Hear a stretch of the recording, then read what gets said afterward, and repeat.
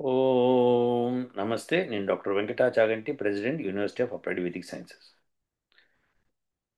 రవిప్రసాద్ గారు విశాఖపట్నం దగ్గర నర్సీపట్నం నుంచి కొన్ని ప్రశ్నలు పంపించారండి. ఆ ప్రశ్నకు సమాధానం చెప్పుకుందాం. చెప్పుకునే ముందర మనము ఈ దసరా సందర్భంగా జరుగుతున్న యజ్ఞాలకి ఆ, ఒక్కొక్కళ్ళు ఎలా చేశారు, ఆ తర్వాత ఎవరు యజ్ఞం తర్వాత ఏం చేశారు అనే విషయం తెలుసుకుందాం. మొట్టమొదట దేవశర్మ గారి తండ్రి గారు నిత్యాగ్నిహోత్రులు. వారు యజ్ఞం తర్వాత, నిత్యాగ్నిహోత్రం తర్వాత దసరా సందర్భంగా చెప్పవలసిన మంత్రాలతో మళ్ళీ హోమం చేశారు. ఆ విషయం చూద్దాం ఇప్పుడు. అక్షరేణ షోడశస్తోమముపదిశత్తు త్వాముజ్జేషం స్వాహ. ఓం ప్రజాపతి సప్తదశాక్షరేణ సప్తదశస్తోమముపదిశత్తు త్వాముజ్జేషం స్వాహ. ఇప్పుడు శ్రీనివాస్ రెడ్డి గారు అంటే విక్రమాదిత్య, ఆయన హోమం చేయటము, హోమం చేసిన తర్వాత అక్కడున్న వర్కర్స్కి చాలామందికి, చుట్టుపక్కల ఉన్న వర్కర్స్ అందరినీ పిలిచి వాళ్ళకి బహుమతులు అందజేయడం జరిగింది. ఆ వీడియో కూడా చూడండి. ఆ వీడియో క్వాలిటీ అంత బాగాలేదు, ఎందుకంటే వీడియో తీస్తున్న వాళ్ళు కంటిన్యూస్గా ఏదో మాట్లాడుతున్నారు వాళ్ళ సొంత విషయాలు. దాంతో ఫోకస్ అంతా అటెటో వెళ్ళిపోయింది. బట్ మనకి శ్రీనివాస్ రెడ్డి గారు, ఆయన భార్య ఇద్దరు వాళ్ళని సత్కరించడం చూస్తాం మనము. అది చూడండి ఒకసారి.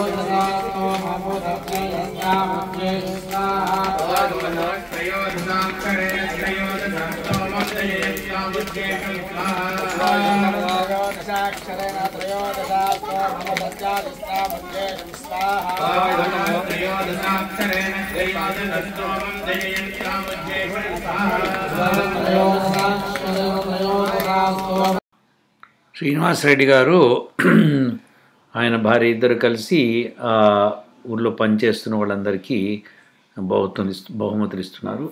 వాళ్ళ వాయిస్ వచ్చింది, కానీ ఇందులో బాగా గొడవగా ఉండి పర్సనల్ మ్యాటర్స్, కొంతమంది ఆ వీడియో రికార్డింగ్ చేస్తున్న వాళ్ళ పర్సనల్ మ్యాటర్స్ మాట్లాడుకోవటము అవన్నీ జరిగినాయి. కాబట్టి ఆ ఆడియో తీసేసి నేను మాట్లాడి చెప్పవలసి వస్తుంది.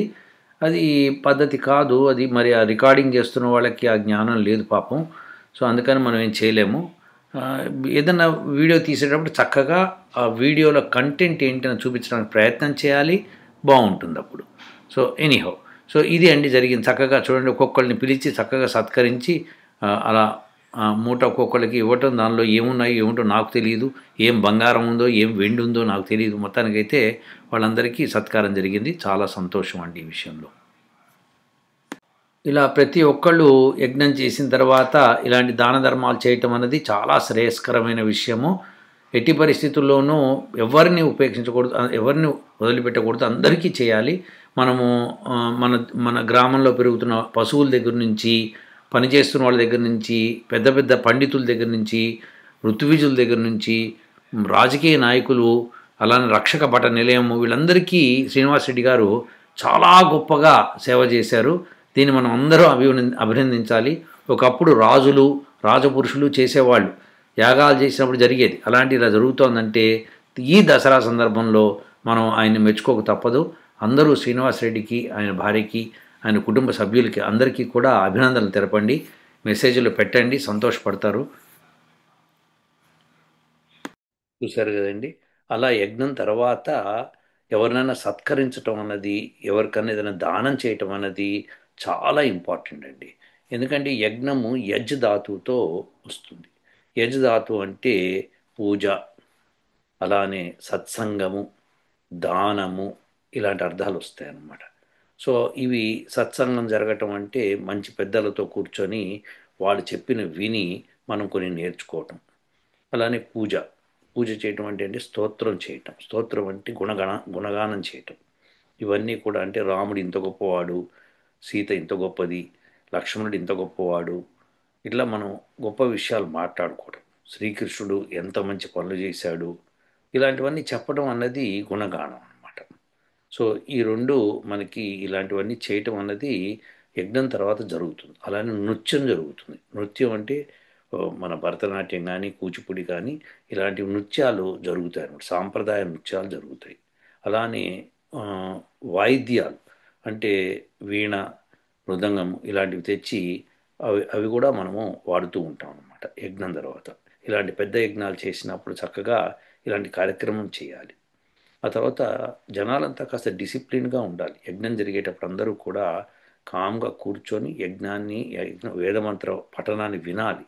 పండితులు వేదమంత్ర పఠనం చేస్తున్నప్పుడు శ్రద్ధగా వినటం మూలంగా మనకి చాలా విషయాలు బోధపడతాయి అన్నమాట. ఎందుకంటే వేదం అనేది బయట నుంచి అర్థం చేసుకోవడం కంటే లోపల నుంచి అర్థం చేసుకోవడమే ఎక్కువగా ఉంటుంది. సో ఎక్కువగా ఉండటం అసలు ఉండేదే లోపల నుంచి అర్థం చేసుకోవడం. సో అందుకని వినాలి. విన్న తర్వాత మనము మనసులో దాని గురించి చింతన చేసినప్పుడు మనకి ఓహో ఇది కదా అని అర్థమవుతుంది అనమాట. సో అందుకని వేదాన్ని శ్రద్ధగా వినాలి. సో గంపగుత్తిగా గొడవగా ఉండకూడదు చుట్టూ. సో ఇవన్నీ అందుకనే మన ఋత్విజులు ఏం చేస్తారంటే యజ్ఞకుండం చుట్టూ కొంత దూరంలో దారంతో కట్టేస్తారు లోపలికి ఎవరిని రానివ్వకుండా. సో దట్ వాళ్ళు వచ్చి శబ్దాలు చేసి నానా యాగి చేస్తూ ఉంటే అక్కడ యజ్ఞం సరిగా శ్రద్ధగా జరగదన్నమాట. సో ఇలాంటి చోట మనం చాలా జాగ్రత్తలు తీసుకోవాలి. ముందరే అందరికీ చెప్పాలి. సో దానికి కొంతమంది వాలంటీర్లను పెట్టాలి, ఏ గొడవ చేయకుండా చూడమని చెప్పి. ఇవన్నీ జరుగుతుంటాయి. కానీ ఎట్లన్నా మన శ్రీనివాస్ రెడ్డి గారు చేసిన గొప్ప విషయము అలా దానం చేయటము యజ్ఞం తర్వాత అన్నది అసలు మహోత్కార్యం. అది అలా చేయటం అసలు భారతదేశంలో చాలా తక్కువ. అది చేయాలి అట్లా, కానీ చేయట్లేదు ఈ మధ్య. ఎందుకంటే మనం చేసేసాం, మన పని అయిపోయింది, యజ్ఞం చేసేసుకున్నాం, వెళ్ళిపోదాం. కాదు, దానం చేయటం అనేది వెరీ ఇంపార్టెంట్. సత్కరించడం ఇంకో ఇంపార్టెంట్. సత్సంగం ఇంకో ఇంపార్టెంట్. ఇవన్నీ కూడా వస్తాయన్నమాట.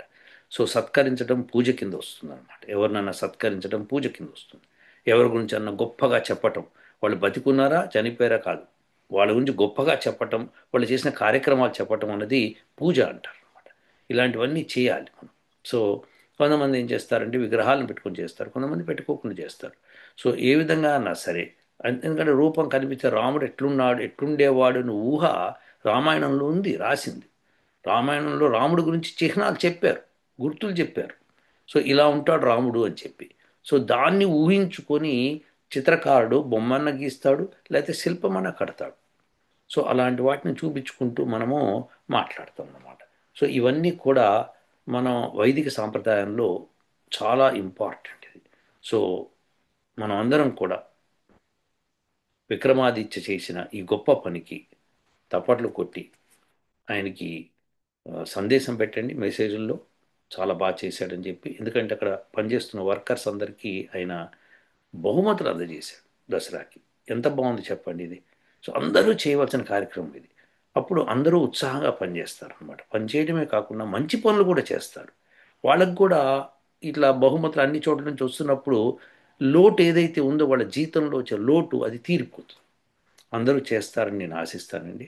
ఇప్పుడు మన నరసింహ శర్మ గారు చేసిన యజ్ఞం కూడా చూద్దాం. సప్తహస్తశ్చతుశృంగః సప్తజిహ్వో ద్విశీర్షగః త్రిపాత్ ప్రసన్నవదనః సుఖాసేన శుచిస్మితః స్వాహాం దక్షిణే పార్శ్వే దేవీం వామే స్వధాం తదా బిభ్రః దక్షిణహస్తైస్తు శక్తిమన్నం శుచం సర్వం తోమరం వ్యజనం వామేర్ఘృతపాత్రం దుధారజన్ మేషారుఢం జటాబద్ధం గౌరవర్ణో మహోజసం ధూమధ్వజం లోహితాత్యం సప్తార్చ సర్వకామదం ఆత్మాభిముఖమాసీనం ఏవం ధ్యాయేదుతాసనం ఏష హి దేవ ప్రతిశోనుసర్వాః పూర్వో హి జాతः స ఉగర్భే అంతః స విజాయమానः స జనిష్యమాన ప్రత్యన్ముఖాత్ తిష్టతి విశ్వతో ముఖః ప్రాణ్ముఖాగ్నే భవ ఓం సుముఖో భవ ఓం సుప్రసన్నో భవ ఓం యదోగ్రహాణం ఓం భూర్భవస్వః ఓం తత్సవితురేణ్యం భర్గో దేవచ ధీమహి ధియో యో నః ప్రచోదయాతో సోదకేన పాన ప్రదక్షిణమగ్నిం భరతముహుయాలంకృత్యా ఓం అగ్నయే నమః ఓం హుతవహాయ నమః ఓం హుతాశనే నమః ఓం కృష్ణవత్మనే నమః ఓం దేవముఖాయ నమః ఓం సప్తజిహ్వాయ నమః ఓం వైశ్వానరాయ నమః ఓం జాతవేదసే నమః ప్రాగగ్రైః ఓం అదితేన మన్యస్వ ప్రాగగ్రైః దర్భైరగ్నిం పరిశృణాతి ప్రాగుదగ్రైర్వా దక్షిణాన్ ఉత్తరాన్ కరోతి ఉత్తరాన్ అధారాన్ ఓం అదితేన మన్యస్వ ఆదితేన మన్యస్వ ఓం అనుమతేన మన్యస్వ సరస్వతేన మన్యస్వ దేవసవితాప్త్రేషు వా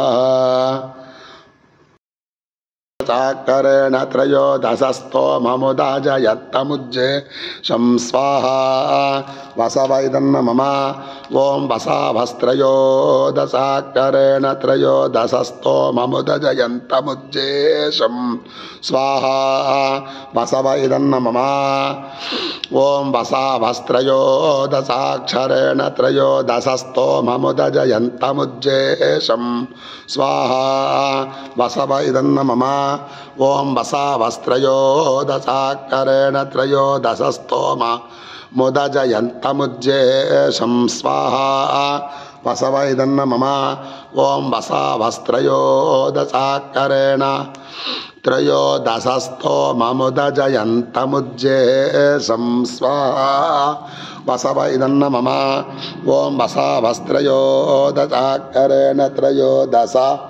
స్తోమముదజయంతముజ్జేషం స్వాహా వసవైదన్న మమ ఓం వసాభస్త్రయోదశాక్షరేణ త్రయోదశస్తోమ ముదాజయంతముజ్జేషం స్వాహా వసవైదన్న మమ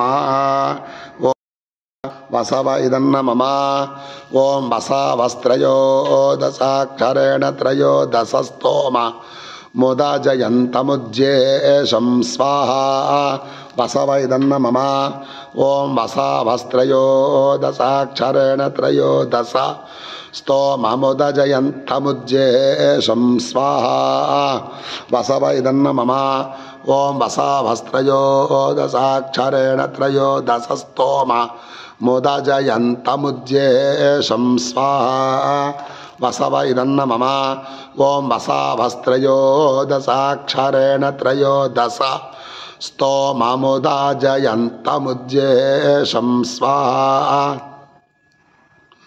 వసవైదన్న మమ ఓం వసాభస్త్రయోదశాక్షరేణ త్రయోదశ స్తోమ ముదజయంతముజ్జేషం స్వాహా వసవైదన్న మమ ఓం వసాభస్త్రయోదశాక్షరేణ త్రయోదశ స్తోమముదజయంతముజ్జేషం స్వాహా వసవైదన్న మమ ఓం వసాభస్త్రయోదశాక్షరేణ త్రయోదశ స్తోమముదజయంతముజ్జేషం స్వాహా వసవైదన్న మమ ఓం వసాభస్త్రయోదశాక్షరేణ త్రయోదశ స్తోమముదజయంతముజ్జేషం స్వాహా వసవైదన్న మమ ఓం వసాభస్త్రయోదశాక్షరేణ త్రయోదశ స్తోమ ముదజయంతముజ్జేషం స్వాహా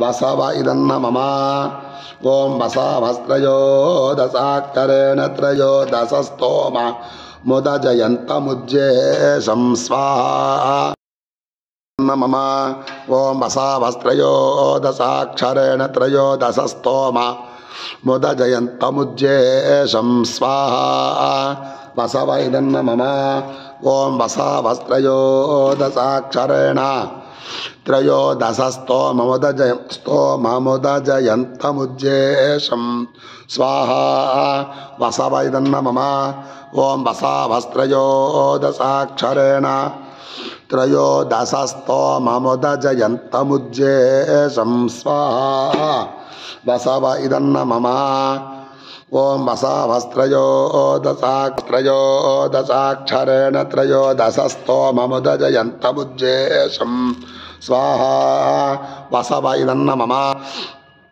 ఓం వసావస్త్రయోదశాక్షరేణ త్రయోదశస్తోమ ముదజయంతముజ్జేషం స్వాహా వసవ ఇదన్న మమ ఓం వసావస్త్రయోదశాక్షరేణ త్రయోదశస్తోమ ముదజయంతముజ్జేషం స్వాహా పవద్రవ్యం ద్రవదాయాభిగార్య ఓం వసావస్త్రయోదశాక్షరేణ త్రయోదశస్తోమ ముదాజయంతముజ్జేషం స్వాహా వసవ ఇదన్న మమ ఓం భూస్వాహా అగ్నయ ఇదన్న మమ ఓం భువస్వాహా వాయవ ఇదన్న మమ ఓం శుభస్వాహా సూర్యాయ ఇదన్న మమ ఓం భూర్భువస్సుభస్వాహా ప్రజాపతయ ఇదన్న మమ ప్రకారేణ పూర్వసంకల్ప ప్రకారేణ వసవ ప్రీత్యర్థం వసవ మంత్ర హోమ సంపూర్ణతా సిద్ధ్యర్థం యథాశక్తి మహాపూర్ణాహుతుం హోష్యామి ద్వాదశ గృహీతేనార్జేన సంపూరయత్వా ఏకం ద్వే త్రీణి చత్వారి పంచ షటు సప్త అష్టౌ నవ దశ ఏకాదశ ద్వాదశ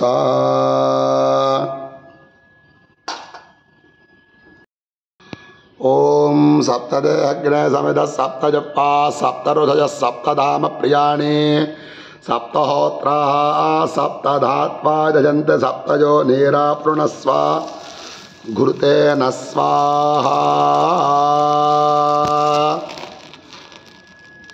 అగ్నయే సప్తవత ఇదన్న మమ ఓం వసోర్ధారాంజుహోదవసోర్భేధారాజిదేవా ఏతాహూజిత కుతస్సవాజైరభేతాదారాముచ్చల్లోకే పిన్వమానముపతిష్టదార్జేన జోహోదితే జోవార్జం తేజోవసోర్ధారా తేజసైవాస్మే తేజోవరుంధే ధోకామా వైవసోర్ధారా కామా నేవావరుంధేజం కామయేత ప్రాణానస్యాన్నాజ్యం పూర్ణాహుతిముత్తమాంజుహోతి సర్వం వై పూర్ణాహుతి సర్వమేవాప్నోతి అథో జయం వై పూర్ణాహుతి అస్యామేవ ప్రతిష్టతి. నరసింహశర్మ గారు చేసిన యజ్ఞం కూడా చూశారు కదండి. ఇప్పుడు మనము 13, 14, 15 తారీఖుల్లో 16, 17 తారీఖుల్లో పఠించవలసిన మంత్రాల గురించి విందాము. అది వినిన తర్వాత ఆ మంత్రాలు మీ స్క్రీన్ మీద ఉంటాయి కాబట్టి మీరు స్క్రీన్ పాజ్ చేసి రాసుకోవచ్చు. మీరు చక్కగా రాసుకొని ఆ మంత్రపఠనం వినండి. విని ఎన్నిసార్లు వింటారు విని మీరు చక్కగా హోమం చేసుకోవచ్చు అన్నమాట. ఆ తర్వాత మనము రవిప్రసాద్ గారు అడిగిన మొదటి ప్రశ్నకి వెళ్దాం. ఓం వసావస్త్రయోదశాక్షరేణ త్రయోదశస్తోమముదాజయంతముజ్జేషం. ఓం ఓం రుద్రాశ్చతుర్దశాక్షరేణ చతుర్దశస్తోమముదాజయంతముజ్జేషం. ఓం ఓం आदित्याः पञ्चादशाक्षरेण पञ्चदशस्तोममुदाजयन्तमुज्जेशम् ॐ ॐ अदितिः षोडशाक्षरेण षोडशस्तोममुदाजयत्तमुज्जेशम् ॐ ॐ प्रजापतिः सप्तदशाक्षरेण सप्तदशस्तोममुदाजयत्तमुज्जेशम् ॐ ఓం నమః. చాగంటి వెంకటాచారి గారికి భారతదేశం, ఆంధ్ర రాష్ట్రం, విశాఖపట్నం సమీపంలో గల నర్సీపట్నం నుంచి రవిప్రసాద్ అనే నేను మీకు నమస్కారాలు తెలియజేసుకుంటున్నాను. గతంలో ఒక వీడియో ద్వారా నేను పంపించిన ప్రశ్నకు సమాధానంగా మీరు పూజ అనేది వేరు, ఉపాసన వేరని ఒక సమాధానం పరుస్తూ ఒక వీడియో చేయడం జరిగింది. దాంట్లో మీరు ఉపాసన అన్నది పరమాత్మకి సంబంధించింది, పూజ అనేది మనం ప్రాకృతిక దేవతలకి అలాగే బాహ్య ప్రపంచంలో మనతో పాటు జీవిస్తున్న వ్యక్తులకు సంబంధించింది. పూజ అంటే వారికి మనం ఇచ్చే యజ్ఞం అనే రూపంలో ఇచ్చే దానం, అంటే దేవతలకి మనం ఇచ్చే అవిస్సుల కింద మీరు చెప్పారు. తద్వారా అవిస్సులు వారు స్వీకరించి మనకి ఉత్తమ ఫలితాలు ఇస్తారని, అలాగే లౌకిక ప్రపంచంలో కూడా మనతో సహజీవనం చేస్తున్న వారికి చేసే ఉపకారం ద్వారా వారు తృప్తి చెంది మనకి తిరిగి ప్రత్యుపకారం చేసే పరిస్థితులు ఉంటాయని మీరు చెప్పడం జరిగింది. కాబట్టి పూజ అనేది వేరు, ఉపాసన అనేది వేరు అనే విషయాన్ని మీరు చెప్పడం జరిగింది. కానీ 4 వేదాలు చదివిన పండితులు కొంతమంది పూజ అయినా, స్తుతి అయినా లేదా ప్రార్థన అయినా ఇవన్నీ ఉపాసనలో భాగాలే. మీరు ఏది ఆర్థించినా మీరు అది పరమాత్మనే అర్థించాలి. కాబట్టి పూజ, ఉపాసన, ప్రార్థన అనేవి కూడా పరమాత్మకే చెందుతాయి తప్ప ఇది భౌతికంగా ఉన్నవారికి కానీ దేవతలకు కానీ చెందవు అనే విషయాన్ని కొంతమంది 4 వేదాలు చదివిన పండితులు చెప్పడం జరుగుతుంది. దీని మీద మిమ్మల్ని వివరణ కోరుతూ ఓం నమః. సో రవిప్రసాద్ గారి ప్రశ్న విన్నారు కదండి. వారు మళ్ళీ అదే ప్రశ్నను తిరిగి ఇంకో రకంగా అడుగుతున్నారు. అమెరికాలో డాక్యుమెంటేషన్ చేయమంటారు. డాక్యుమెంటేషన్ అంటే ఏదైనా రాసేటప్పుడు నువ్వు అక్కడికి వెళ్ళావా అని అడుగుతారు. వెళ్ళాను. నువ్వు అది ఏం చూసావు అక్కడ? నేను ఫలానా విషయం చూశాను అని రాస్తాను. అయితే ఆ ఫలానా విషయం గురించి మళ్ళీ ఇంకో ప్రశ్న ఉంది. మీరు వెళ్ళినప్పుడు చూసారా, వెళ్ళకుండానే వెళ్తూ ఉంటేనే చూసారా, వెళ్ళిపోతూ ఉంటే చూసారా మళ్ళీ అడుగుతారు. అంటే ఆ డాక్యుమెంటేషన్లో అదే చెప్పింది పిష్టపేషణ చెప్పింది చెప్తుండాలన్నమాట, రాస్తుండాలి. అలా ఉంటుంది డాక్యుమెంటేషన్ ఇక్కడ. సో అదొక గొడవ అనమాట. అలానే ఇప్పుడు రవిప్రసాద్ గారు కూడా అడిగిన ప్రశ్న మళ్ళీ తిరిగి అడుగుతున్నారు. సో అది ఇంకో రకంగా అడుగుతున్నారు. సో నేను మళ్ళీ ఒకసారి క్లారిటీగా చెప్తాను రవిప్రసాద్ గారు, ఇది మీరు బాగా అర్థం చేసుకోండి. మీరు 4 వేదాలు చదివిన పండితులు ఎవరైతే ఉన్నారో వాళ్ళకి మొదటి వేదంలో మొదటి మంత్రమే సరిగ్గా చదవలేదని అర్థమవుతోంది. ఎందుకంటే నేను వారిని విమర్శించడం కాదు, వారు చెప్పింది ఏంటో మరి మీరు విన్నది ఏంటో నాకు తెలియదు. కాబట్టి ఒకవేళ మీరు చెప్పిందే వాళ్ళు చెప్పుంటే మటుకు తప్పు చెప్పారని అర్థం చేసుకోండి. ఇక్కడ పూజ అన్నది ఏంటంటే ఇప్పుడు చూడండి, ఋగ్వేదం మొదటి మంత్రము, మొదటి మండలము, మొదటి సూక్తం, మొదటి మంత్రం అగ్నిమీళే పురోహితం యజ్ఞస్య దేవమృత్విజం హోతారం రత్నధాతామం. ఇందులో అగ్ని అన్నది ఏమిటి అన్నది మహర్షి దయానంద సరస్వతి చెప్పాడు. ఈ అగ్ని అన్నది ఇప్పుడు ఈ మంత్రంలో శ్లేషాలంకారం, అంటే భౌతిక అగ్ని, పరమాత్మ, ఈ రెండు కూడా ఈ మంత్రాన్ని ఈ పరమాత్మ ఇచ్చాడు. కాబట్టి పరమాత్మనే నేను ఈళే అన్నది ఏ పదము అడగండి ఆయన. ఇది ఆత్మనే పదమా, లేకపోతే పరస్మై పదమా, లేకపోతే ఉభయ పదమా అడగండి. ఇది వెరీ ఇంపార్టెంట్, ఈ ఈళే శబ్దం. సో దాన్ని బట్టి తెలుస్తుంది అనమాట ఆ వేద పండితులకి ఎంత వేదం వచ్చు అని. సో ఇప్పుడు ఈ పదాన్ని తెలుసుకోవాలి మొదట మనం. తెలుసుకుంటే కానీ ఆ మంత్రానికి అర్థం చెప్పలేము మనం. సో అందులో పరమాత్ముడు నేను అగ్నిని ప్రస్తుతిస్తున్నాను అని చెప్పాడు ఆయన. హ్మ్. ఆయన అగ్నిని భౌతికంగా ఉన్న అగ్నిని ఆయన ప్రస్తుతించాల్సిన అవసరం ఏంటి చెప్పండి మీరు. వేదమంత్రంలో ఉన్న స్తుతుల్లో ఈ మంత్రాన్ని ఆయన స్తుతించాడు. పరమాత్ముడు వేదాలిచ్చిన మొట్టమొదటి మంత్రం అగ్నిని స్తుతించాడు ఆయన. మన్ని స్తుతించమని చెప్పాడు. కాబట్టి మీకు ఇందులో సందేహపడద్దు. ఇక్కడ పూజ అంటే పూలు వేసేసి గంధం పెట్టేసేసి అదేదో ధూప దీప నైవేద్యాలు పెట్టేయటము ఇలాంటి పూజ గురించి మాట్లాడటం లేదు మనం. పూజ సత్కారం చేయటము. సత్కారం చేయటము అంటే ఏంటంటే వారి గురించి గొప్ప విషయాలు చెప్పటము అని అర్థం. మనం ఏదైనా సభలో మాట్లాడుకునేటప్పుడు సుభాష్ చంద్రబోస్ ఇంత గొప్ప పనులు చేశాడు, ఆయన ఇది చేశాడు అది చేశాడు, ఆయన మంచి టోపీ పెట్టుకునేవాడు, ఆయన రూపం ఇట్లా ఉండేది అని చెప్పి ఆయన మన ఫోటో అది పెట్టుకొని చూపిస్తూ ఉంటాం, చూపించి మాట్లాడుతూ ఉంటాం. సో భౌతిక అగ్ని మనం యజ్ఞం చేస్తూ అగ్నిని స్తుతిస్తాం. హే అగ్ని నువ్వు ఈ పనులు చేస్తావు, ఆ పనులు చేస్తావు, ఈ పనులు చేస్తావు. అలానే వాయువుని చెప్పేటప్పుడు వాయువు నువ్వు గర్భం ధరిస్తావు అని చెప్తాం. వాయువు గర్భం ధరించడం ఏంటి? ఆ మంత్రంలో ఉంది. గర్భం ధరించడం అంటే ఏమిటి? ఏం ధరిస్తుంది గర్భంలో అంటే నీటి అణువుల్ని ధరిస్తుంది.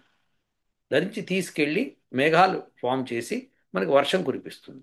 సో ఇట్లా మనం అగ్ని గురించి వాయువు గురించి అనేక గుణగానం చేస్తూ ఉంటాం. అవన్నీ యజ్ఞంలో చేస్తాం. యజ్ఞంలోనే కాకుండా విడిగా కూడా చేస్తాం. స్తుతి అంటారు అనమాట. సో స్తుతి అది చేసి తీరాలి. అందులో ఎవరెవరు ఎవరిని స్తుతి చేయాలి, ఎందుకు స్తుతి చేయాలి కూడా ఉంటుంది. సో పరమాత్మను స్తుతి చేయటం వేరు, మనుషుల్ని స్తుతి చేయటం వేరు, వస్తు వాహనాలను స్తుతి చేయటం వేరు. స్తుతి అంటే అదేదో వాళ్ళు మనకిస్తారని కాదు, మనం తెలుసుకుంటున్నాం. ఇది గుణగానం అంటారు అనమాట. ఆ గుణాలు తెలుసుకొని ఉపయోగించుకుంటాం ఆ గుణాలు. సో ఇప్పుడు మరుత్తులు గర్భం దాలుస్తారు అన్నప్పుడు ఈ మరుత్తులకి ఈ గుణం ఉంది కాబట్టి మనం ఇట్లా ఉపయోగిద్దాము అని ప్రాక్టికల్గా మనం చేస్తాం అనమాట. అలా ప్రాక్టికల్గా చేయడం నేర్చుకోండి. సో అది నేర్చుకోవడం అది వదిలేసాం మనం. అది వదిలేసి ఎంతసేపు ఏదో ఒక విగ్రహం పెట్టుకొని చేసేటం. ఇక్కడ విగ్రహాల గురించి మాట్లాడుతున్నాం. సో దెర్ఫోర్ పూజ అన్నది కంపల్సరీ చేయాలి అందరూ.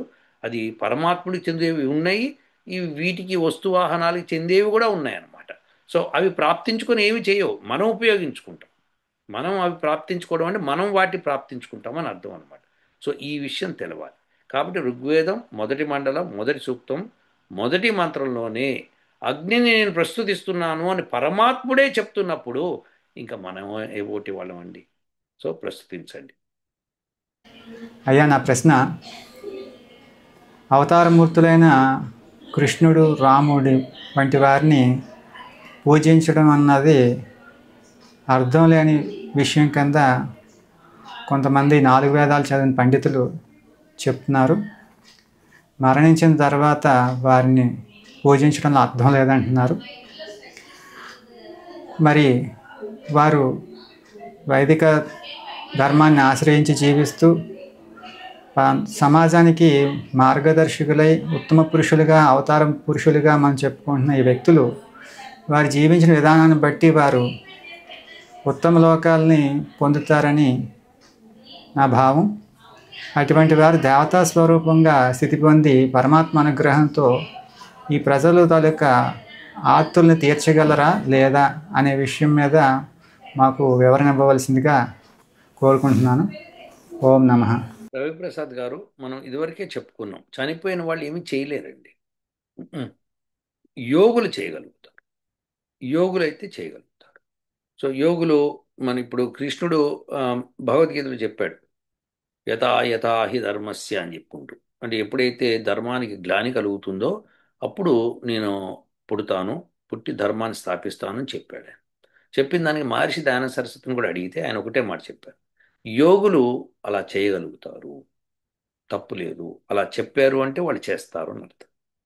సో ఇది ఆయన చెప్పిన అర్థం.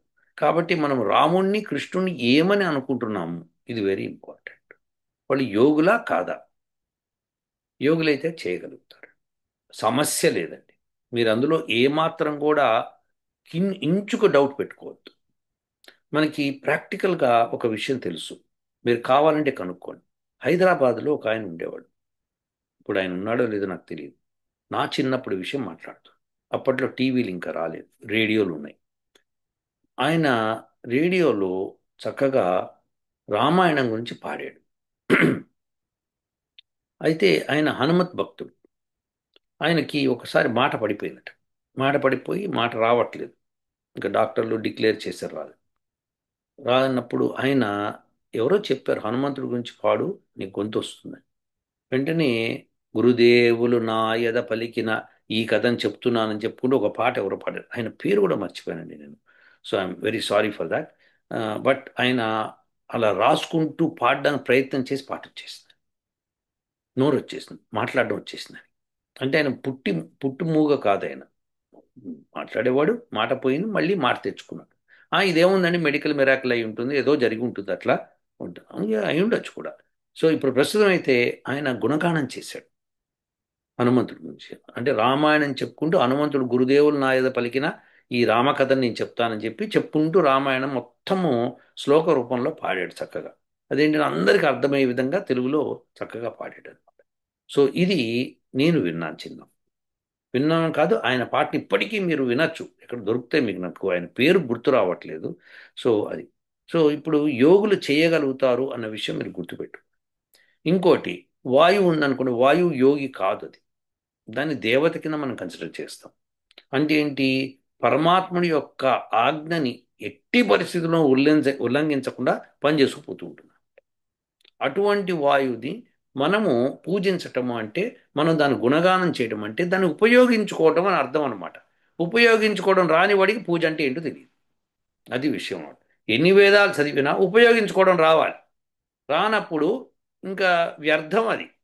ఇప్పుడు వేదం పరమాత్ముడు ఇచ్చి వాయు గుణాలు చెప్పాడు, అగ్ని గుణాలు చెప్పాడు, వాటిని ఉపయోగించుకోవడం రావాలి, దాన్నే పూజ అంటారు. మనం ఇప్పుడు న్యూటన్స్ లాస్ ఆఫ్ మోషన్ అని చదువుతాం. న్యూటన్ పేరు ఎందుకు అందులో?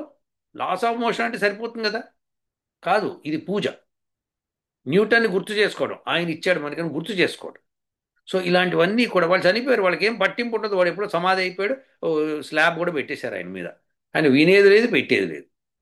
మనం ఎందుకు చదువుతున్నాం? ఎందుకంటే ఫలానా వాడు చేశాడని చెప్తే, అబ్బో న్యూటన్ చేశాడు నేను చేయాలి అని అనుకుంటాడు. ఇది విశేషం అన్నమాట. అలానే రాముడి గుణగానం చేయటం, కృష్ణుడి గుణగానం చేయటము, ఆ తర్వాత హనుమంతుడి గుణగానం చేయటం, ఇలాంటివి మనం చేయటం అనేది చాలా ముఖ్యం. సీత గుణగానం చేయటం. ఇప్పుడు సీత గురించి ఎంతమంది చెప్తున్నారు చెప్పండి? ఇప్పుడు మీరు సమాజం చూస్తున్నారు. మీరు సమాజంలో మన భారత హైందవ స్త్రీలు ఎలా ప్రవర్తిస్తున్నారు మీరు చూస్తున్నారా? సీత గురించి చెప్పండి, విసుక్కుంటారు. విసుక్కోవడమే కాకుండా, నా మగుడేమైనా శ్రీరామచంద్రుడా నీ సీతను అవ్వడానికి అంటారు. రాముడు అయితేనే నువ్వు సీత అవ్వాల్సిన అవసరం లేదమ్మా. నువ్వు సీతగానే అవ్వచ్చు. రాముడు, నాకు సీత ఉంటే నేను రాముడు అవుతాను అనకూడదు మగవాడు. నువ్వు రాముడిలాగానే ఉండు, సీత ఉన్నా లేకపోయినా. ఇది వెరీ ఇంపార్టెంట్. ఇది గ్రహించాలి మీరు. ఇది గ్రహించుకోవాలి. అసలు మీరు ఆ కథలో ఉన్న సారాంశాన్ని తెలుసుకోవాలి అంటే ఫస్ట్ పూజ చేయాలి. పూజ అంటేనే దానిలోనే గుణగానం జరుగుతుంది. సో ఇది ఎవరన్నా చెప్తే తప్పు చెప్పారు మీకు. రాముని పూజించకూడదు, కృష్ణుని పూజించకూడదు అని చెప్తే చాలా తప్పు చెప్పారు. అది బూతు. అది మనం వినకూడదు. పూజ అంటే పూలు వేసేసి హారతి పట్టేది కాదు నేను చెప్పేది. గుణగానం చేయటం. వాళ్ళు చనిపోయినా సరే వాళ్ళు యోగులు. సో దేర్ ఫోర్ ఆ గుణగానం చేస్తేనే మనకు ఆ గుణాలు అంటుతాయి. లేకపోతే ఎప్పటికి తెలవాలి చెప్పండి? మీరు ఇంట్లో కూర్చొని రాముడి గురించి మాట్లాడరు, కృష్ణ గురించి మాట్లాడరు, మీ పిల్లలకి ఎట్లా తెలుస్తుంది? నేను నా పెళ్లి కాకముందు నుంచి నేను హోమాలు చేసుకుంటున్నాను. పెళ్ళి అయింది, హోమాలు చేస్తూనే ఉన్నాను. పిల్లలు పుట్టారు, హోమాలు చేస్తూనే ఉన్నారు. పిల్లలు వచ్చి కూర్చుంటారు నేను హోమం చేసేటప్పుడు. వాళ్ళు మంత్రాలు వచ్చేసినాయి, వాళ్ళకి నోటితో బై హార్ట్ వచ్చేసినాయి. వాళ్ళకి హోమ పద్ధతి తెలిసిపోయింది, చేసేసుకుంటారు. ఇవన్నీ చేస్తారు. అది మనం ఇంట్లో మనం సాంప్రదాయం నేర్పిస్తూ ఉండాలి. అలానే రాముడి గురించి గొప్పగా చెప్తుండాలి, కృష్ణుడి గురించి గొప్పగా చెప్తుండాలి. వాళ్ళు అంటారు ఓ డాడ్, ఓ నాన్, ఇలా అంటుంటారు అనమాట. కానీ మనం అది పట్టించుకోకూడదు, మనం చెప్తూ ఉండాలి. మనం ఎప్పుడైనా సరే చెప్తూనే ఉండాలి. ఏదో ఒక రోజున వాళ్ళ మైండ్లోకి వస్తుంది. సో వచ్చినప్పుడు వాళ్ళు, అరే రాముడు ఎంత గొప్పవాడు అది తెలుస్తుంది. మీ పూజ చేయకపోతే ఎట్లా తెలుస్తుంది?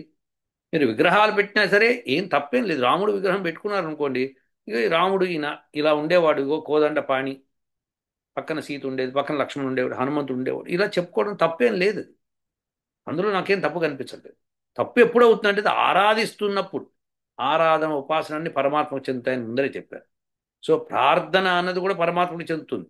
ఏమి ప్రార్థన చేసేటప్పుడు మీరు రాముణ్ణి కృష్ణుణ్ణి వాళ్ళ గుణాలు కాకుండా మీరు వేరేది ఏదైనా ప్రార్థన చేస్తున్నప్పుడు అప్పుడు ఏం ప్రార్థన చేస్తారు?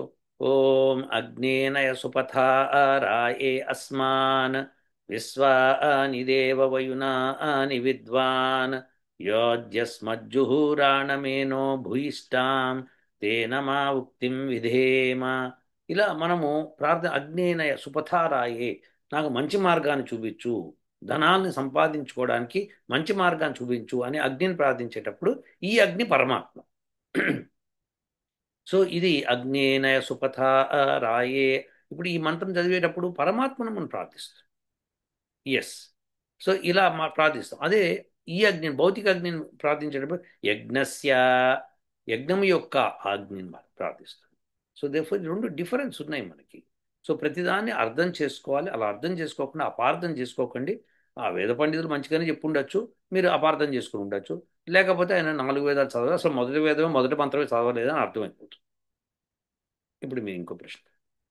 అయ్యా, ఇప్పుడు మన భారతదేశంలో అనాదిగా జరుగుతున్న పితృకార్యాలు గురించి మిమ్మల్ని ప్రశ్నించదలుచుకున్నాను.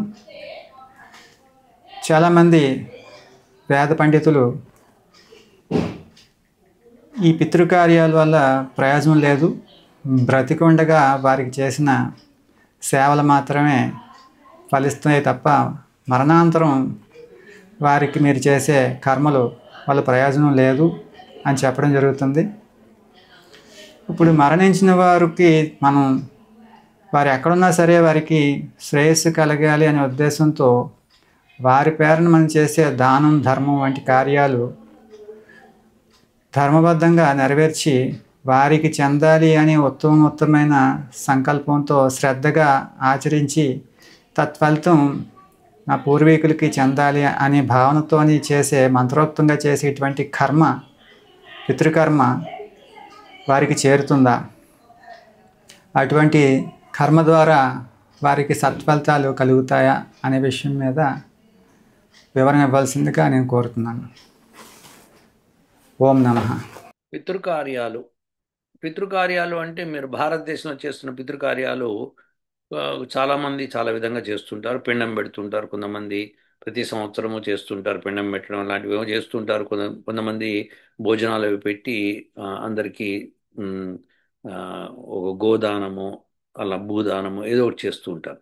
దీని మూలంగా పూర్వీకులకు చెందుతుంది ఆ పుణ్యం అంతా అని చెప్తూ ఉంటారు. ఇందులో సగం సత్యము, సగం అసత్యం ఉందండి. మొట్టమొదటి సత్యం ఏంటో చూద్దాం. సత్యం ఏంటంటే, ఒకవేళ ఒక మనిషి ఉన్నాడు, ఎక్స్ అన్న మనిషి ఉన్నాడు, ఆయన బాగా సంపాదించాడు ఆస్తి. సంపాదించి కూతురికి, కొడుక్కి, పెళ్ళానికి అందరికీ ఆస్తి యొక్క పంపకం చేశాడు. తన పేరు మీద కొంత ఆస్తి పెట్టుకున్నాడు. పెట్టుకున్న తర్వాత తను కాలాంతరాన్న ఆయన చనిపోయాడు. చనిపోయే ముందర ఆయన అందరికీ ఆస్తులు పంపకాలు చేశాడు. తన ఆస్తిని కూడా మీరు నేను చనిపోయిన తర్వాత ఇలా గోదానము, భూదానము ఇలాంటివి మంచివి చేయండి, అర్హులైన వాళ్ళకి ఇవ్వండి అని చెప్పాడు అనుకోండి. అప్పుడు వాళ్ళ కొడుకులు, కూతుళ్ళు చేస్తారండి. చేసి తీరాలి. చేయకపోతే మరి ఆ ఆస్తిని వాళ్ళు కనుక వాళ్లే కబ్జా చేసుకుంటే ఆ పాపం అంటుతుంది. సో ఆయన చేసిన మహత్కార్యం ఏంటంటే ఇది ఇలా చెయ్యండి అని చెప్పటం. సో అలా జరుగుతుందండి. అలా జరిగినప్పుడు మనం ఏం చేయాలంటే అలా దానం చేసుకుంటూ పోవాలి. అది ఏమైందంటే ఒక ఆచారం కింద ఏర్పడిపోయి, మా తండ్రి గారికి నేను ఇలా చేశాను, మీ తండ్రికి నువ్వు చేయవా అని ఎవడన్నా అన్నాడు అనుకోండి, ఆ ఊర్లో అవమానపడటం ఎందుకంటే తనువు చేయడం మొదలు పెడతాడు. ఇలా ఒకళ్ళ తర్వాత ఒకళ్ళు చేసుకుంటూ పోయారు. అది ఒక ఆచారం ఏర్పడింది. కానీ వ్యవహారం ఏంటంటే, ఒక మనిషి సంపాదించిన డబ్బుని తను సంపాదించాడు కాబట్టి తను ఖర్చు పెట్టాలి కాబట్టి తన సొమ్ముని ఎవరికన్నా ఇవ్వచ్చు, తన తదనంతరము పిల్లలకి ఇవ్వాలి అని కాకుండా తను ఈ ధర్మకార్యం చేయదలుచుకున్నాను, దయచేసి మీరందరూ నా తదనంతరం ఇది చెయ్యండి అని ఆ పెద్ద మనిషి చెప్పాడు అనుకోండి, వాళ్ళ పిల్లలు తూచా తప్పకుండా పాటించాలి. లేకుండా అలా పాటించకపోతే కుదరదు. కాబట్టి అలాంటివి చేసేవాడు ఇదివరకు. కానీ ఈ రోజుల్లో ఏంటంటే మనిషి అనేవాడు తను చనిపోతానని కూడా అనుకోవట్లేదు. బతికేస్తానే అనుకుంటున్నాడు. కాబట్టి ఏమీ చెప్పట్లేదు, వీలునామా రాయట్లేదు, ఏమి రాయట్లేదు.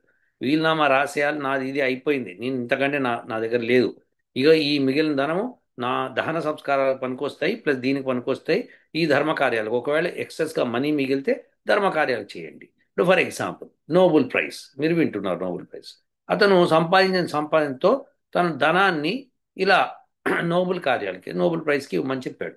సో ప్రతి సంవత్సరము కొంతమందికి సత్కరించి వాళ్ళకి ఆ ధనం ఇస్తున్నారు. ఆయన ధనాన్ని బ్యాంకులో పెట్టి దాని నుంచి వడ్డీతో ఇది చేస్తున్నారు. ఇక ఊహించుకోండి. సో ఇలా చేస్తున్న ఒక ట్రస్ట్ ఏర్పడింది. ఆ ట్రస్ట్ అనేది ఈ పనులన్నీ చేసుకుంటున్నారు. అలానే భారతదేశంలో కూడా తండ్రులు ఇదివరకు పిల్లలకి అది చెప్పి వాళ్ళ చేతనే చేయించేవాళ్ళు. ఇప్పటికీ చాలామంది అటువంటి ట్రస్టులు పెడుతున్నారు. ఇప్పుడు బసవతారక ట్రస్ట్ అని చెప్పి ఎన్టీఆర్ భార్య పేరు మీద ఏదో నడుస్తూ ఉంది. ఇలా ఒక్కొక్కరు ఒక్కొక్క ట్రస్ట్ పెడుతూ ఉంటారు. అది నడుస్తూ ఉంటుంది, వాడు చనిపోయినా అది నడుస్తూ ఉంటుంది అనమాట. సో దానికి ఆ ధనం ఉంటే కనుక దాంతో ధర్మకార్యాలు జరుగుతూ ఉంటాయి. దీని పితృకార్యాలు ఇవన్నీ. ఇంకేం కార్యాలు మరి చెప్పండి మీరు ఇవన్నీ. ఇవి కాకుండా ఏదో పిండం పెట్టడము ఇవి చేయటము ఇవన్నీ చేస్తుంటారు. మనిషి చనిపోయాడు అనుకోండి, ఆ మనిషి తాలూకు బంధువులు ఆయన గురించి చాలా విలపిస్తారు. కొంతమంది ఆయన చనిపోతే ఆయన చేసిన మంచి పనులు తలుచుకొని, ఆయన వాళ్ళకి చేసిన మేలు తలుచుకొని వాళ్ళు విపరీతంగా ఏడుస్తారు. ఆ ఏడుపు నుంచి బయటపడడానికి ఈ 10 రోజులు 12 రోజులు కార్యక్రమాలు చేస్తూ ఉంటారు. చేస్తుంటే అందరూ వస్తుంటారు, అయ్యో పాపం, అయ్యో ఆయన ఇంత పని చేశాడు, అంత పని చేశాడు, మహానుభావుడు అని చెప్పడంతో వీళ్ళందరూ కాస్త స్వాంతన పొంది మెల్లగా శాంతిని పొంది మామూలు లోకాల్లోకి వస్తారు అన్నమాట. ఇది ఒక సైకలాజికల్ ప్రాసెస్ అది. సో అది చేయడం. సో ధనం ఉన్న వాళ్ళు చేసుకుంటారు, చేసుకోవడంలో తప్పు లేదు. కానీ అది వాళ్ళకి చెందుతుందా అంటే వాళ్ళ ధనం అయితే వాళ్ళకే చెందుతుంది. ఎవరైతే చనిపోయాడో ఈ ధనాన్ని దీనికి చెయ్యండి అంటే అది వాళ్ళు చేస్తే ఆ పుణ్యం ఆయనకే చెందుతుంది, అందులో నిస్సందేహం. ఎందుకంటే ఎవరు చేసిన కర్మకి వాళ్ళే ఫలితం అనుభవిస్తారు. అలానే ఎవరు ఏ మంచి పని చేసినా తదనంతరం కూడా మంచి పని చేయమని చెప్పినప్పుడు అది ఎంత గొప్ప కార్యం చెప్పండి. ఎస్, అది వాళ్ళకి చెందుతుంది. కానీ ఇప్పుడు ఈ రోజుల్లో జరుగుతున్న తంతు వేరు. అప్పుడు చెప్పిన తంతు వేరు, ఇప్పుడు చేస్తున్న తంతు వేరు. ఇది మనం బాగా గుర్తుపెట్టుకోవాలండి. అలానే ఇప్పుడు ఎవరన్నా నేను ఇట్లా అప్పులు చేసేసాను తీర్చేయండి రా బాబు అని చెప్పి చనిపోయాడు అనుకోండి, ఇప్పుడు అప్పులు కొడుకులు కూతురు తీర్చాలని చెప్పి కోర్టు చెప్తోంది, మీరు తీర్చాలి ఆయన చేసిందని. ఎందుకంటే ఆయన ఇచ్చిన బెనిఫిట్స్ మీరు తీసుకున్నారు కాబట్టి మీరు ఆయన ఇచ్చిన అప్పు కూడా మీరు తీర్చండి అంటుంటారు. ఆస్తి పంచుకున్నప్పుడు అప్పులు కూడా పంచుకోండి అంటున్నారు. సో ఇప్పుడు మీరు ఇది కోర్టు చెప్తున్న వ్యవహారం, నేను చెప్పేది కాదు. సో ఇవన్నీ చూసి తెలుసుకోండి మీరు. ఒక మాట, అది అప్పు తీర్చాల్సిన అవసరం ఉండదు. ఆస్తి ఇవ్వలేదు ఇంకా అప్పు ఎందుకు తీరుస్తారు, అప్పుడు అవసరం ఉండదు. సో ఆస్తి ఇస్తే ఆస్తిలోంచి అప్పు తీర్చాలన్నమాట. ఇది విశేషం. అంటే అర్థం అదే, అతను ధనం మిగిల్చాడు, దాని ధర్మకార్యాలు చేస్తున్నారు అని అర్థం. తప్పకుండా చేయొచ్చండి, తప్పు లేదు. కాకపోతే అనవసరమైన తనతో మూఢాచారం కాకుండా చూసుకోవాలి. ఇది పిండం పెట్టడం మనకి ఎవరికైనా నష్టం లేదు. అది పిట్టలు తింటాయి, లేకపోతే నదిలో వదిలితే చేపలు తింటాయి, అంతేగాని ఇంకేం జరగదు. కాబట్టి అవన్నీ వదిలిపెట్టేయచ్చు. అది బ్రాహ్మడికి ఎక్కువ డబ్బులు ఇస్తూ ఉంటుంది, అది ధర్మకార్యాల్లో అదొక భాగం, అది అంతే. ఎందుకంటే ఆయన మంత్రపఠనం చేసి మంత్రంలో అర్థాలు చెప్పుకుని చేసుకుంటాడు కాబట్టి. కానీ అది ఇప్పుడు ఏదైతే పుణ్యం ఉందో అతను సంపాదించింది అయితేనే చెందుతుంది. అతను సంపాదించకుండా కొడుకులు మాత్రమే వాళ్ళు సంపాదించిన ధనంతో వాళ్ళు ఇస్తున్నారు అనుకోండి, అది జరుగుతుంది అని అనుకోవడం తప్పు. అలా జరగదు. కాబట్టి రెండు క్లారిటీగా చెప్పాను, మళ్ళీ కన్ఫ్యూజ్ అవ్వగలదు మీరు. ఈ కన్ఫ్యూజన్ మీకు ఎక్కువైంది, ఎవరు పూర్తిగా వినరు, అది విశేషం. దానం ఎవరైతే చనిపోయారో అతని డబ్బునే దానం చేస్తుంటే అతనికే ఆ పుణ్యం చెందు. అతని డబ్బు కాకుండా వేరే వాళ్ళు తమ ధనమును వెచ్చించి చేస్తారు అనుకోండి, ఆ పుణ్యం వాళ్ళకి దక్కదు, చనిపోయిన వాళ్ళకి దక్కదు. సో అది. సో మంచి కార్యక్రమాలు చేసే వాళ్ళకి పుణ్యం ఎట్లనో వస్తుంది కాబట్టి అందులో మనం సందేహించాలని పంతే. ఇప్పుడు మీ ఇంకో ప్రశ్న. భారతదేశంలో మనకి ప్రస్తుతం వ్యవహారికంగా ఉన్న వైష్ణవ, శైవ, శాక్తేయ మత విధి విధానాలతో జరుగుతున్న ఈ సాంప్రదాయ కార్యక్రమాలు వేద విరుద్ధం అని 4 వేదాలు చదివిన పండితులు కొంతమంది విమర్శిస్తున్నారు. ఇటువంటి అవైదికమైన విధి విధానాలతో కూడిన ప్రతిమ ఆరాధనతో కూడిన ఇటువంటి విధానాలని పూర్తిగా ఖండించాలి, దీన్ని వ్యతిరేకించాలి అని వారు మాకు సూచనలు ఇవ్వడం జరుగుతుంది. కేవలం నిరాకార పరబ్రహ్మతత్వాన్ని మాత్రమే ఆరాధించమని, పూజించమని, స్తుతించమని, ప్రార్థించమని, ఉపాసించమని వేదం చెప్తుంది కాబట్టి మూర్తం లేని అనగా రూపం లేని పరమాత్మని రూపంతో ఆరాధించడం అన్నది అవైదికం కాబట్టి మనం ఇటువంటి జ్ఞానాన్ని వేదోక్తంగా సంపాదించుకున్నాం కాబట్టి ఈ జ్ఞానంతో ఇటువంటి అవైదికమైన మతాలని ఖండించి ప్రజల్లోని దీని పట్ల వ్యతిరేకతను కలిగించి వారిని జాగృతపరచాలనే సందేశాలు మాకు కొంతమంది 4 వేదాలు చదివిన పండితులు మాకు సూచించడం జరుగుతుంది. ఇది ఎంతవరకు సరైనది అనే విషయం పట్ల మీరు వివరణ ఇవ్వాల్సిందిగా కోరుతున్నాను. ఓం నమః. సో రవిప్రసాద్ గారి చివరి ప్రశ్న, విగ్రహారాధన చేయడం తప్పు, అవైదికము, 4 వేదాలు చదివిన పండితులు ఇలా చెప్పారు కాబట్టి దానికి మనము వాళ్ళని గట్టిగా మనము తప్పని చెప్పాలి, ఖండించాలి అని చెప్తున్నారు. నిజమేనండి. ఉపాసన, ఆరాధన ఇది పరమాత్ముడికే చెందుతాయని ఇదివరకు వీడియోలో చెప్పాను, ఇందాక కూడా చెప్పాను, ఇప్పుడు కూడా చెప్తున్నాను. అయితే విగ్రహారాధన చేస్తున్న వాళ్ళు ఉన్నారు కదా, వాళ్ళు అవైదికం కదా అంటే నిజమండి. అయితే మీరు ఇప్పుడు ఒక పని చేయాలి రవిప్రసాద్ గారు.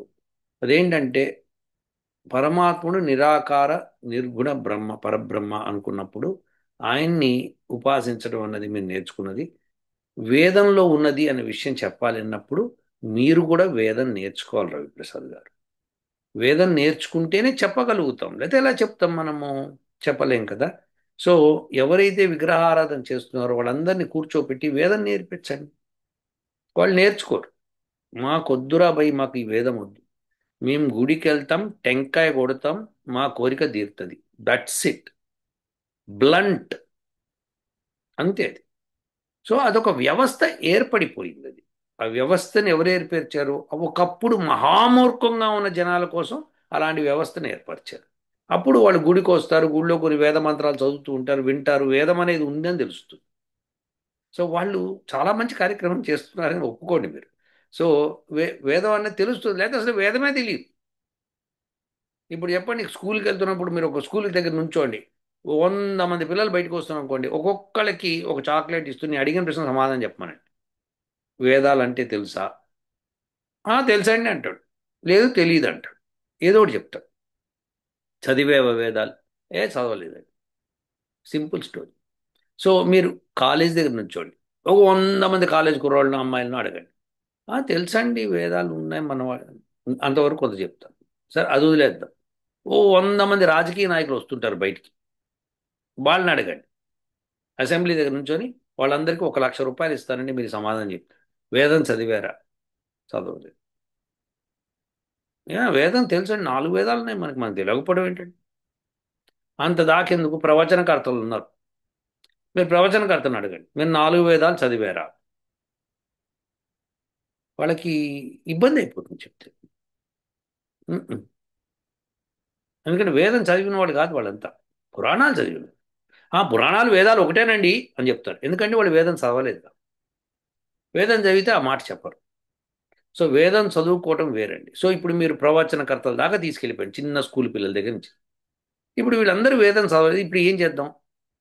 నెత్తి తీసుకొని పండగేసి బాతుకుందామా? ఏం చేద్దాం చెప్పండి? చదవకుండా వాళ్ళకి అర్థం కాదండి ఆ విషయము. చెప్తున్నా నేను, 10 ఏళ్ళ నుంచి నేను చెప్తున్నా, కానీ అది అర్థం కాదు వాళ్ళకి, ఎందుకంటే వేదం చదవలేదు కాబట్టి. సో చదివించే ప్రయత్నం చేయండి, వేదంలో బెనిఫిట్స్ చూపించండి, చూపించి నేర్పించండి. మొట్టమొదటి మీరు నేర్చుకోండి. మీరు నేర్చుకొని అప్పుడు ఈ ప్రశ్న ఖండించాలా వద్దా అన్నది మీరు మాట్లాడాలి. వాళ్ళు 4 వేదాలు చదివిన పండితులను కూడా అడగండి. మీరు 4 వేదాలు చదివినప్పుడు ఏం చదివారు? తాత్పర్యాలు పుస్తకాలు వెనకాలనే అవి చూసి చదివారా? వేదాన్ని యాజ్ ఈజ్గా నేర్చుకున్నారా? అంటే శిక్ష, అష్టాధ్యాయి లాంటి వ్యాకరణ శబ్దాలన్నీ నేర్చుకున్న తర్వాత వేదం నేర్చుకున్నారా? ఊరికే వెనకాల పుస్తకాలు ఉన్నాయి, పుస్తకాలు తీసి ఇగో ఈ తాత్పర్యం ఫలానా ఆయన రాశాడు కాబట్టి అదే నిజం అనుకొని చెప్తున్నామా? ఏది కరెక్ట్? ఈ 4 వేదాలు చదివిన పండితులను అడగండి, శిక్ష అష్టాధ్యాయి చదివేరా లేదా? చదవకుండా వేదానికి అర్థం చెప్పగలుగుతున్నారా అని మీరు అడుగుతారు కదండి రవిప్రసాద్ గారు. ఖచ్చితంగా అడగాలి. అందరికీ వేదం నేర్పించే ప్రయత్నం చేద్దామండి. ఇప్పుడు ఇప్పుడు స్కూల్కి వెళ్తే చదువు వస్తుందని అంటారు, కాలేజ్కి వెళ్తే ఉద్యోగం వస్తుందని అంటారు, కాబట్టి ఇవి చేస్తున్నాము. అంటే సింపుల్ స్టోరీ. అలానే వేదం నేర్చుకుంటే మీకు ఉద్యోగం వస్తుందని చెప్పండి, నేర్చుకుంటారు. ఎందుకు నేర్చుకోరు? అది మన సిస్టంలో పోయింది. భారతదేశంలో ఇప్పుడు రాజులు మారి తరాలు మారి ఇవన్నీ నానా భ్రష్టు బట్టి ఇప్పుడు ఎవడు నేర్చుకోవట్లేదు. కాబట్టి మీరు నేర్పించి వాళ్ళకి ఉద్యోగం వస్తుంది, తెప్పించగలుగుతాం నమ్మకం మీకు ఉంటే చేయండి ఆ పని. అప్పుడు వాళ్ళే వేదం చదువుతారు, వాళ్ళే ఉపాసన అంటే ఏంటో తెలుసుకుంటారు. ఇక మీకు ఈ గందరగోళం టెంపుల్స్ ఇలాంటివి ఉండవు. సో మీరు ఒక మూర్ఖత్వాన్ని తొలగించాలంటే అది అసలైన విషయానికి ఉపయోగం చూపించాలి. ఉపయోగం చూపించాలి అంటే మీరు ధనం సంపాదించాలి. ధనం సంపాదిస్తేనే మీరు వేదం చదువుకున్న వాడికి ఉద్యోగం ఇప్పించగలుగుతారు. మీరు సంపాదించరు, మీరు చదవరు, ఎవ్వరు ఏమీ చేయరు, కానీ ఇది ఖండించాలి అంటారు. సో కొద్దిగా ఆలోచింతురు కాక. ఓకే, ఉంటానండి. ఓ